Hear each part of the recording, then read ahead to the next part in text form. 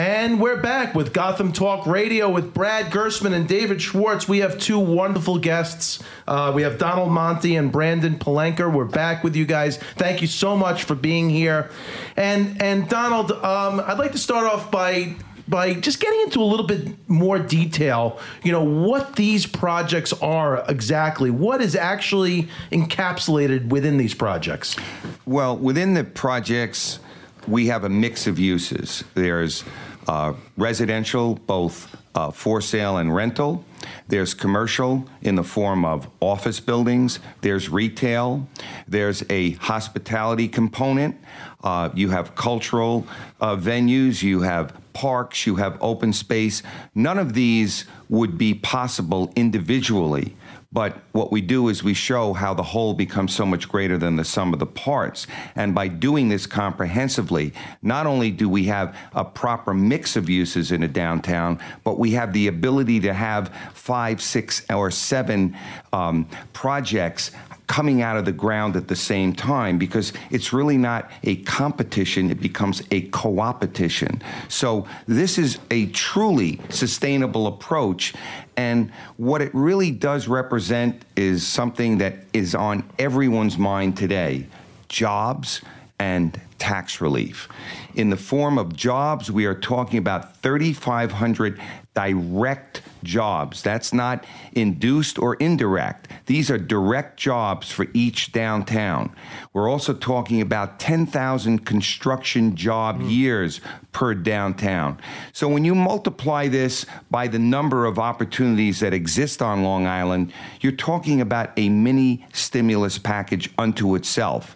As far as taxes are concerned, we all talk about taxes on Long Island and the tremendous burden. I think this ties into part of what people love about Long Island, why they came here, the suburban fabric, and what's starting to pull that apart, the evaporation of our economic base.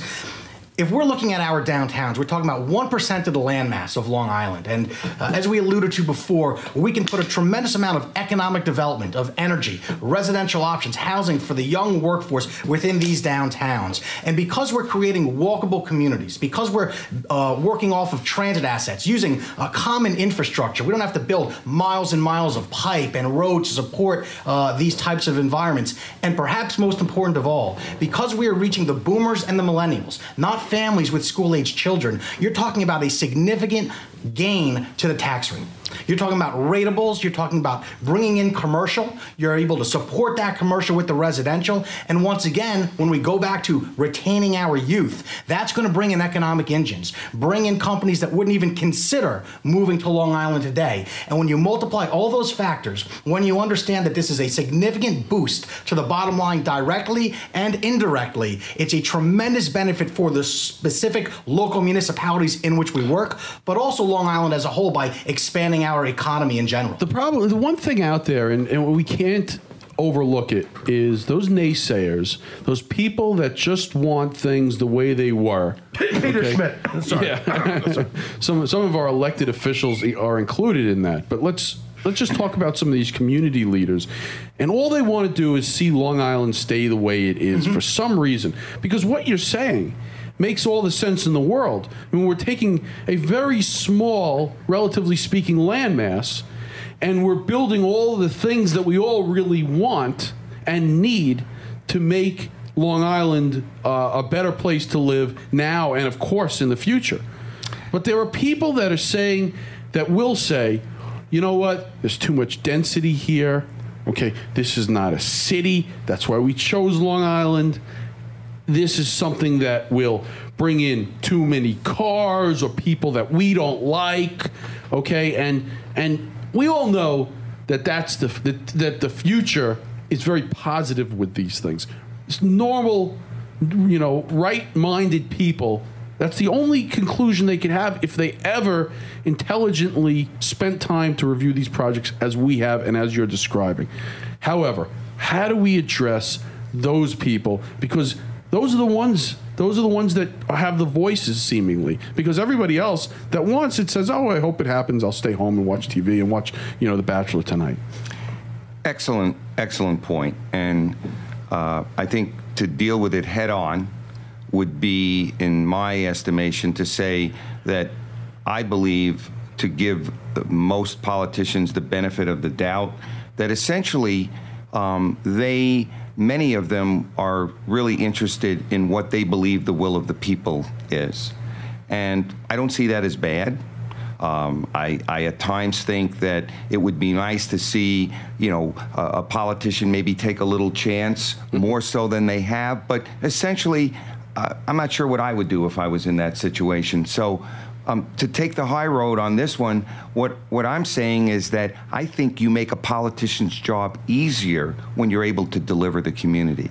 Once you do that, then you make their decisions become easier. It opens their minds to things that they may not consider because they feel the people are going to be out against it. So what we feel very strongly about is to reach out in the way we do to a community.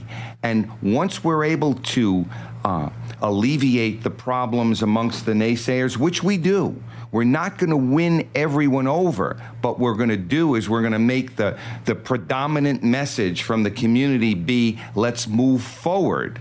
Let's not stay stagnant.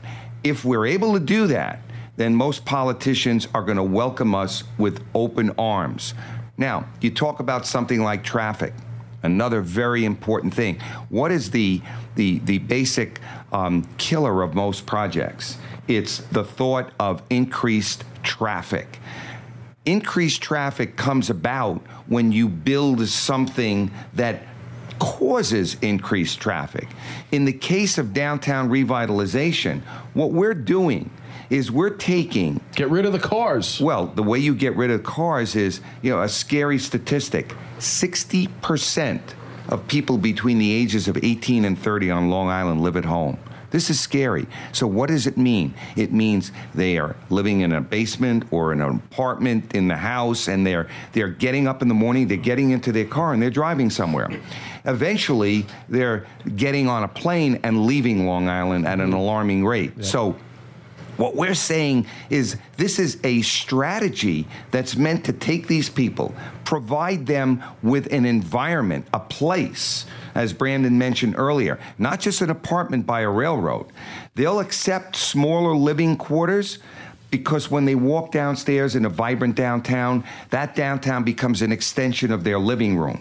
This is what they want. They want this type of vibrant environment to live in, and by doing so, we now have a parking management strategy. Why? Many of them will walk to work right in a downtown with a new employment base. Many of them will walk to a railroad. Many of them will not get in their car. So what we're doing is actually taking cars off the road. It's a recycling of many of the same people. By the way, when one of these is built near us, I want to move our office there. Because I love to just go downstairs. Yeah, Brad loves a nice ice cream cone. Yeah, get an ice cream cone. Walking in the streets. Right. Grab a lunch. Get yourself on a gondola on one of these things. I would love to sit on a bench, but make a few phone calls. You're seeing that trend across the country. I think that the day of the suburban office park has really, it's seen its day. And, I'm not going to name the parks around there. We know there's some great ones. We're talking about Class A office space, but especially in the wintertime, whenever it is, what are you going to do during your limited lunch? You're going to walk downstairs, that's 5 minutes. Get in your car, drive for 10, 15 more minutes. What time is there when you got to get back to work? You can't say it. I'm going to tell you, it's awful. Dave and I were in that situation one time. You can't get a quick lunch, and there's no enjoyment because you're just busy with the car and the winter. But one thing we should point out here, though, I think it's very important for our listeners to understand it. And take the Gerstmann family, for instance. They don't want to see a car drive by their house at night. When they go home, Brad wants to sit in that cigar room. He doesn't want to hear from anyone. He wants to watch. He wants to go outside. He doesn't want to know. He doesn't know from a cool downtown, a hip downtown, an ice cream cone.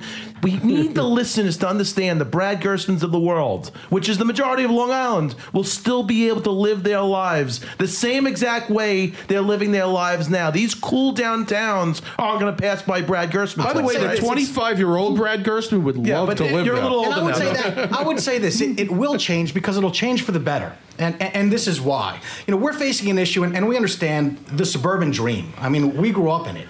I grew up in a wonderful area, single-family home in Seacliff. I live in a single-family home neighborhood now in Glen Cove, and I understand the desire to keep what we love about Long Island. But I'll tell you what will kill that suburban dream: the status quo. You're right. Again, it comes back to the deterioration of the economic base, the kids all leaving. That's what's going to destroy the fabric of suburbia. Brandon, so the question then is, all right, not do we grow, we have to grow. Right. If you don't grow, you die. So the question is where and how we feel responsible triple bottom line development in transit-oriented downtowns answers all those questions, preserves those wonderful neighborhoods. They can come visit the downtown if they want, or you can stay and have your ice cream cone in your cigar room, whatever you might do, but it provides to fill those holes in the donut, something we're really missing here on Long Island. And I might add, Northern Virginia, Massachusetts, the Pacific Northwest, they are way ahead of us in this game. North Carolina, right? Without question. Everyone seems to be going to North Carolina, Brad. We can and we will catch up and pass them with community will, which we see,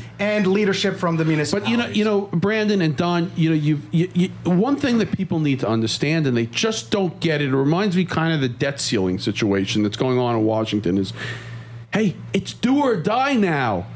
There is no tomorrow. Mm-hmm. Time is up. When do people finally get it, Dave? When do people get it through their thick skulls that there's no more time to play? Right. It is now or never. We can't say, oh, you know what? These are big decisions. Let's make these decisions another time. Let someone else make the decision. It's getting close to election day. It's always going to be close to election day. And the problem is we are in decline here on Long Island, and unless we start letting these projects loose, we don't have any future here. And this is really terrible. Well, in Bristol, Connecticut, 2 years ago, my first meeting was attended by about 2,500 people, and about 2,400 of them were opposed to what we were doing.